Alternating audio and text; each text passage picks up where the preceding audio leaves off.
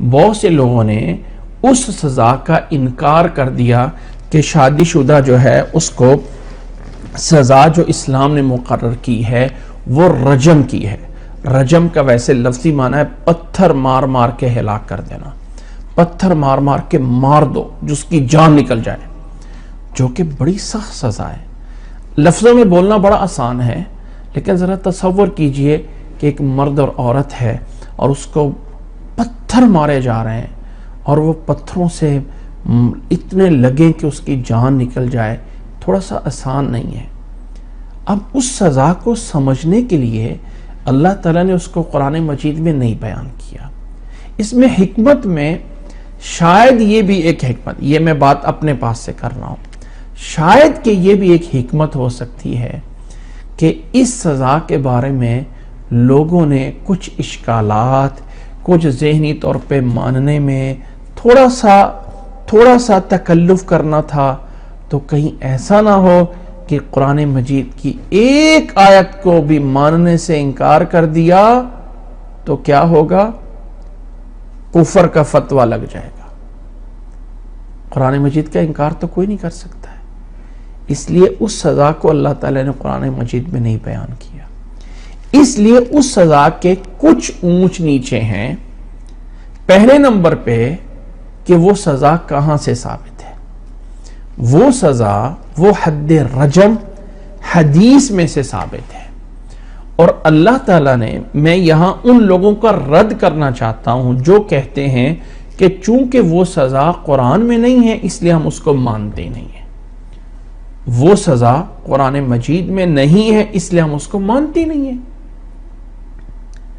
دیکھیں اللہ تعالیٰ نے قرآن مجید میں ہی فرمایا ہے اطیعوا اللہ و اطیعوا الرسول، اطاعت کرو اللہ کی اور اطاعت کرو اللہ کے رسول صلی اللہ علیہ وسلم کی. جب اللہ تعالیٰ نے خود کہا ہے اطیعوا اللہ و اطیعوا الرسول، اطیعوا اللہ و اطیعوا الرسول، تو اطیعوا اللہ و اطیعوا الرسول کا معنی ہے اللہ کا حکم بھی مانو اور اللہ کے رسول کا حکم بھی مانو. مرتبے میں اللہ بہت بڑا ہے. اللہ کے بعد مرتبہ ہے محمد صلی اللہ علیہ وسلم کا. لیکن آرڈر اور حکم نافذ کرنا، یعنی کسی چیز کا حلال ہونا، کسی چیز کا حرام ہونا، کسی چیز کا جائز ہونا، کسی چیز کا ناجائز ہونا، جیسے اللہ کے قرآن سے ثابت ہو سکتا ہے ویسے اللہ کے نبی صلی اللہ علیہ وسلم کی حدیث سے بھی ہو سکتا ہے. تو اللہ کا فرمان اور اللہ کے نبی کا فرمان اپنے مقام اور مرتبے میں ضرور فرق ہے، اپنے مقام اور مرتبے میں ضرور فرق ہو سکتا ہے، لیکن اس میں، یعنی اس مقام اور مرتبے میں تو فرق ہو سکتا ہے لیکن عمل کرنے میں دونوں برابر ہوتے ہیں.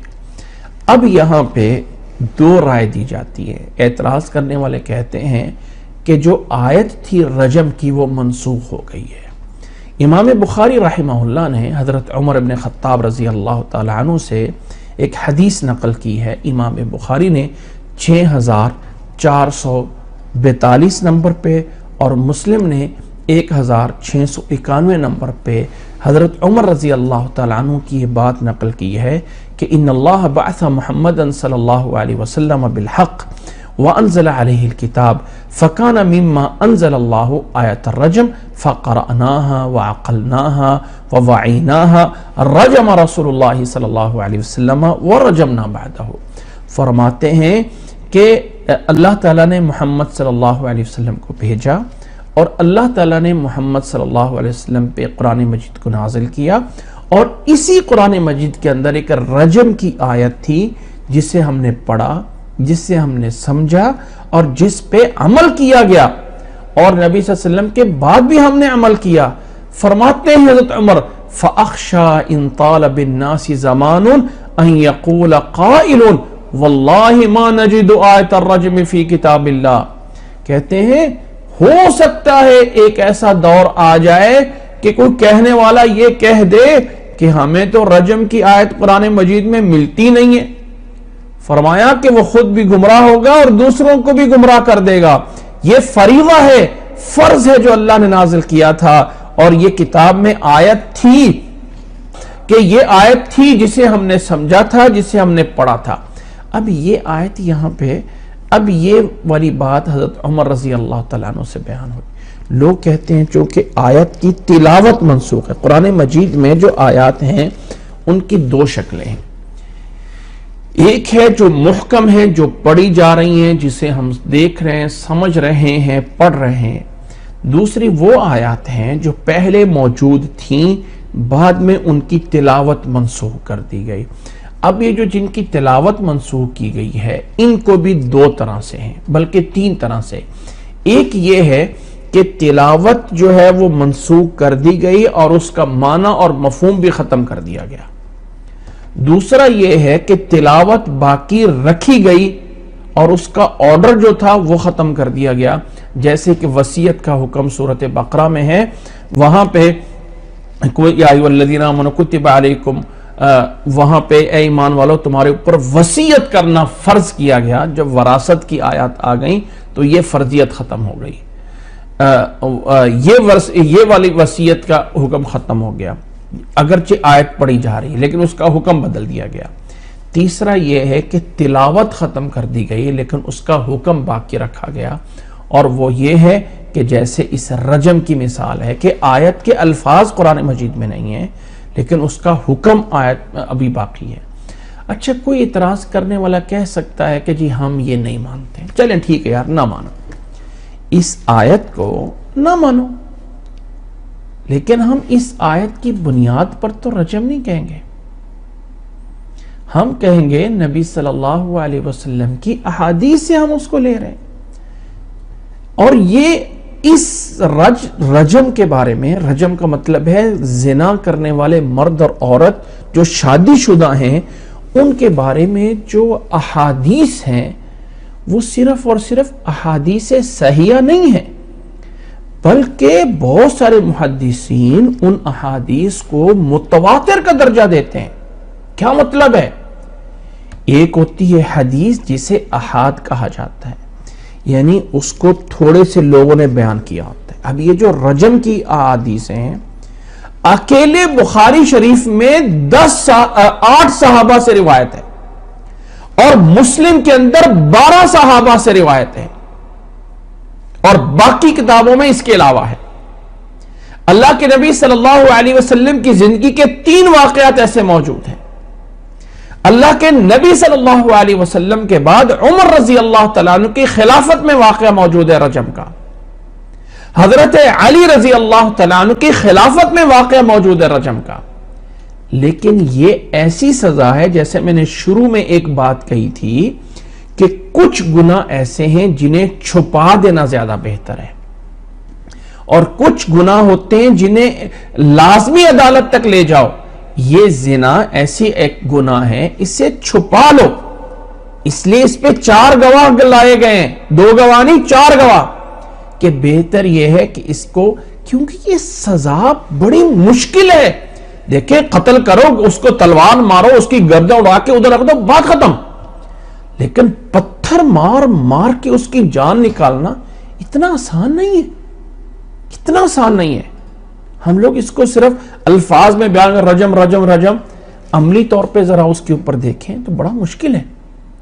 لیکن اگر ہم اسلامی تاریخ میں دیکھیں نا، اسلامی خلافت کے ایام میں دیکھیں تو یہ سزا کوئی زیادہ نہیں دی گئی ہے، انگلیوں پہ گنا جا سکتا ہے.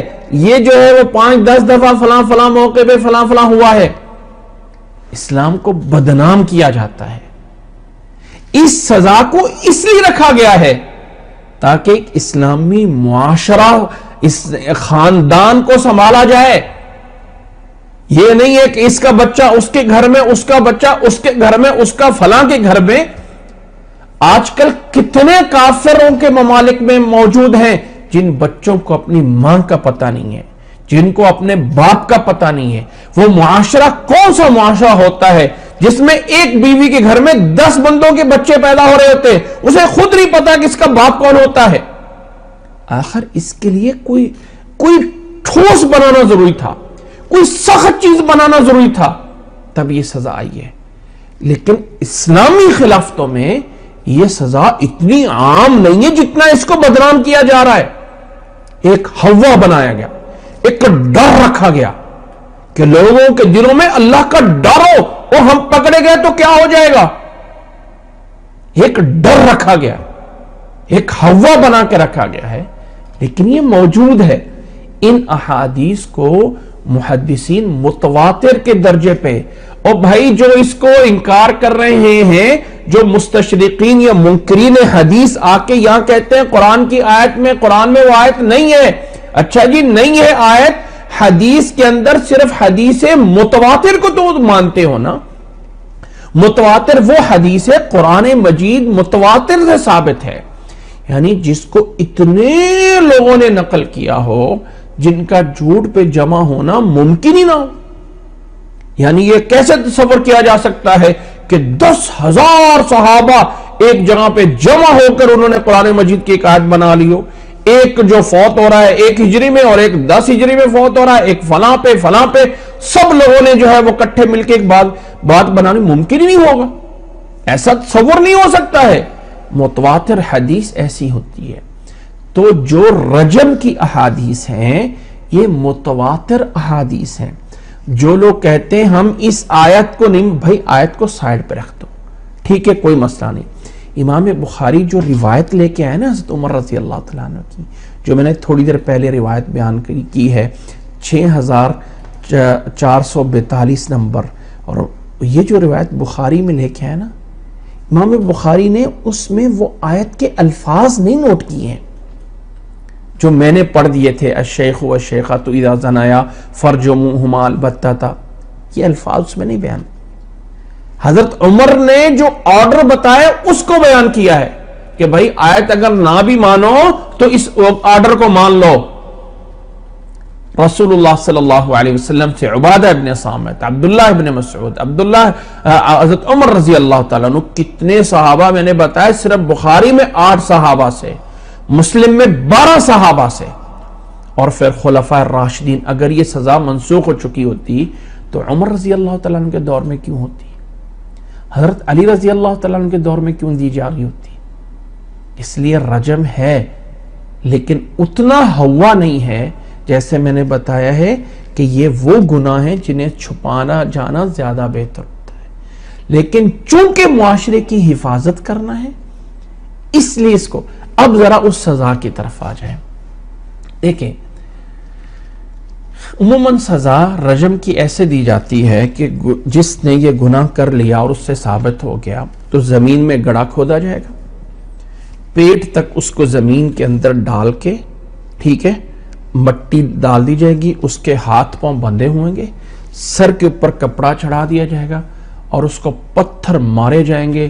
کوئی پتھر اس کے ناک پہ لگ سکتا ہے, کوئی پتھر اس کی آنکھ پہ لگ سکتا ہے, کوئی اس کے سر پہ لگے گا, اور اس کو پتھر ماریں گے یہاں تک کہ وہ مر جائے. اس کا منہ بند کیا ہوگا تاکہ وہ چیخ و پکار نہ کرے. یہ تھوڑا سا مشکل ہے, یعنی مشکل کا مطلب یہ کہ تھوڑی سی برداشت مشکل ہے شاید. اس لیے میں نے کہا تھا یہ بات میں اپنی طرف سے بول رہا ہوں, شاید اللہ تعالیٰ نے آیت بالکل سیدھی جیسے غیر شادی شدہ کے لیے کہا ہے, ایسے شادی شدہ کے لیے یکدم ایسی آیت نہیں آ گئی ہے. اگر ایسی آ جاتی تو شاید کچھ لوگوں کے انکار کرنے پہ فتوی کفر لگ جاتا. آج تو بحث کر رہے ہیں نا, پھر کفر کا ڈائریکٹ فتوی ہوتا. شاید یہ بھی ایک حکمت ہو سکتی ہے, واللہ عالم بالصواب. اب یہاں پہ اس کا انکار نہیں کیا, لیکن میں ایک بات کر رہا ہوں, ہو سکتا ہے یہ بات بھی میری چھوٹا منہ بڑی بات ہو سکتی ہے. ایک جدید دور ہے, نبی صلی اللہ علیہ وسلم کے دور میں کھانا انگلیوں سے کھایا جاتا تھا, ٹھیک ہے, مٹی کے جو ہے وہ برتن ہوتے تھے تو انگلیوں سے یوں اس میں کوئی شک نہیں کہ بہتر ہے. لیکن آج کل سپون اور چمچی آ جاتی ہے, مسواک کی جگہ کے اوپر ٹوتھ برش آ گیا ہے, ٹھیک ہے, گدھے اور گھوڑے کی سواری کی جگہ پہ گاڑیاں اور جہاز آ گئے ہیں. کیا ایسا ممکن ہے؟ کیا ایسا ممکن ہے؟ ممکن ہے. اسلامی خلافت قائم ہو, ٹھیک ہے, اسلامی خلافت قائم ہو, اسلامی نظام قائم ہو, اور ایک ایسی ڈیوائس بنا دی جائے کہ جس میں سے سیدھا پتھر رکھ کے اس کو ٹھس مارا جائے اور وہ جا کے دماغ کی ایسی جگہ پہ ٹک لگے اور اسی ایک پتھر سے آدمی فوت ہو جائے. ہو سکتا ہے نا. دیکھیں اسلام نے باقی سزاؤں کے اندر جو طریقہ رکھا ہے نا وہ تلوار سے گردن کاٹی جاتی ہے. اچھا تلوار سے پھانسی کیوں نہیں دی جاتی؟ اسلام کے اندر جو قتل کا بدلہ قتل ہے نا اس میں اس میں پھانسی نہیں ہے. پھانسی ہم لوگوں نے نکالا ہوا ہے. یہ وہاں پہ سزا ہے جنہوں نے ڈاکہ ڈالا ہے, لوگوں کو ظلمن مارا ہے, وہاں پہ ہے. لیکن قتل کے بدلے میں قتل میں تلوار سے مارا جاتا ہے. اور تلوار جب ماری جاتی ہے نا گردن کے بیک سائڈ پہ اس جگہ پہ لگتی ہے کہ جیسے وہ اتنی زور سے لگتی ہے کہ ایک سیکنڈ کے ہونے سے پہلے ایک نینو سیکنڈ کے اندر جا کے گردن کی وہ رگیں کٹ کے الگ ہو جاتی ہیں, جس سے انسان کو درد کا احساس ہونا ہے. درد کا احساس نہیں ہوتا, فوراً اس کی دماغ الگ ہو جاتا ہے اور انسان کو کوئی تکلیف نہیں ہوتی ہے. یہ جو پھانسی دی جاتی ہے نا, ایسی ویڈیوز بھی دیکھنے میں سامنے آتی ہیں کہ ایک بندے کو پھانسی پہ لٹکایا گیا, اس کی جان نہیں نکل رہی تو ایک سپاہی اس کے پاؤں کے ساتھ لٹک کے یوں اس کو نیچے کھینچ رہا ہے تاکہ اس کی گردن ٹوٹے اور اس کی جان نکلے. کیا یہ تکلیف زیادہ ہے یا تلوار کی تکلیف زیادہ ہے؟ ایک بندے کو پھانسی دیا گیا, وہ جو رسہ ڈالا گیا ہے ہو سکتا ہے ایک بندے کا وزن ہلکا ہو, وہ نہیں اس کا گلا گھونٹے گا. تو اسلام کی جو سزائیں ان میں کم سے کم درد دی جاتی ہے. تو کیا لازمی تو نہیں کہ اسلام کا چہرہ مذاقن بنا کے پیش کیا جائے؟ اور اتنی عجیب بات یہ ہے کہ ویڈیوز جو مشہور کی جاتی ہیں اس سزا کی, وہ بھی جی فلاں بر صغیر میں وہ جو کوئی اور اسلامی ہے جنہوں نے سر پہ پگڑیاں باندھی ہوتی ہیں اور یہ کیا ہوتا ہے, ان کے درمیان ایک عورت کو بٹھا کے ایک رسے سے باندھ کے لوگوں سے بتایا جاتا ہے یہ دیکھو جس کو پتھر مار رہے ہیں اور یہ اسلام کا نقشہ ہے. قطعاً ایسا نہیں ہے. اس لیے میں نے ایک چیز بتائی ہے کہ جب دنیا باقی چیزوں پہ ایڈوانس ہو سکتی ہے تو کیا ایسا بھی تو ہو سکتا ہے نا کہ جب اسلامی نظام قائم ہو, اسلامی خلافت قائم ہو, تو مقصد تو پتھر لگنا ہے نا, تو اس سزا کی یہ شکل بھی ہو سکتی ہے. بہرحال اللہ تعالیٰ ہمیں سمجھنے کی توفیق عطا فرمائے. امید ہے کہ یہ باتیں سمجھ آئے گی. میری بات کا خلاصہ یہ ہے کہ یہ آیت الزانیۃ والزانی غیر شادی شدہ کے لیے. اب یہاں پہ ایک مسئلہ فقہا کے اندر مختلف فی ہے, اور وہ مسئلہ یہ ہے کہ یہ آیت تو ہو گئی غیر شادی شدہ کے لیے. شادی شدہ کے لیے رجم کی سزا حدیث سے ثابت ہو گئی. اچھا, ایک ایسا انسان جو پہلے شادی شدہ تھا اور اس وقت اس کی بیوی فوت ہو چکی ہے, طلاق ہو چکی ہے, اب یہ کس کیٹیگری میں جائے گا؟ اب یہ کس شادی شدہ میں جائے گا یا غیر شادی شدہ میں جائے گا؟ وہ گناہ کا ارتکاب کر لیا, واللہ عالم, واللہ عالم. دونوں طرف کی رائے موجود ہے, دونوں طرف کی رائے موجود ہے. لیکن اگر تھوڑی سی آسانی پیدا کر دی جائے تو یسروا ولا تعسروا کے تحت یہ انسان فی الحال شادی شدہ نہیں ہے, اگرچہ پہلے تھا, لیکن فی الوقت جب گناہ کر رہا ہے تو اس وقت اس کی بیوی نہیں ہے, یہ خیانت الزوجہ نہیں کر رہا, گناہ کر رہا ہے, لیکن اپنی بیوی کے خیانت نہیں کر رہا ہے, گناہ کر رہا ہے. تو اگر اس کو بھی غیر شادی شدہ کی کیٹیگری میں سزا دی جائے گی تو ہو سکتا ہے واللہ عالم یہ ایک امر راجح ہو جائے. بہرحال یہ ساری باتیں وضاحت کرنا ضروری ہیں کہ ہو سکتا ہے میری یہ گفتگو آج سے 200 سال بعد بھی سنی جا رہی ہو اور یہ ریکارڈنگ ہو, تو یہ باتیں لوگوں کے لیے, ہم سب کے لیے, سننے والوں کے لیے چیزیں ایک بطور دلیل کے یا بطور ایک چیز کے سمجھ سکتے ہوں. اس لیے ساری باتیں بیان کر دی جاتی ہیں. اللہ ہمیں سمجھنے کی توفیق عطا فرمائے.